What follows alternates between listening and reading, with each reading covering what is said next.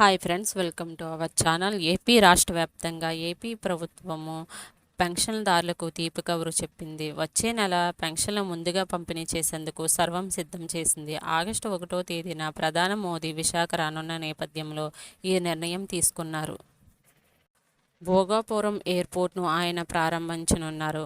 1వ తేదీ పెన్షన్లు ఇచ్చే రోజు కావడంతో వారు ఇబ్బంది పడకూడదని ప్రభుత్వం చర్యలు చేపట్టింది. ఉత్తరాంధ్ర జిల్లాల్లో పెన్షన్దారులకు శుభవార్త చెప్పింది. ఒక రోజు ముందుగా పెన్షన్లు జూలై 31న పెన్షన్ల పంపిణీ పూర్తి చేయాలని నిర్ణయించుకుంది. ఈ నెలలో 31వ తేదీన లబ్ధిదారులకు పెన్షన్ ఇవ్వనున్నారు.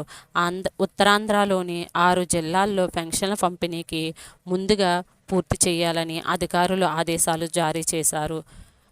శ్రీకాకుళం, విజయనగరం, విశాఖపట్నం, అనకాపల్లి, అల్లూరి సీతారామరాజు, పార్వతీపురం, మన్యం జిల్లాల్లో ముందుగా పెన్షన్ల పంపిణీ చేపట్టాలని ప్రభుత్వం అధికారులకు ఆదేశాలు జారీ చేసింది. 11.98 లక్షల మందికి 514.42 కోట్లు పంపిణీ చేయనున్నారు. వృద్ధులు, దివ్యాంగులు, సీనియర్ సిటిజన్ ఇబ్బంది పడకూడదనే ఉద్దేశంతో ఈ నిర్ణయం తీసుకున్నారు.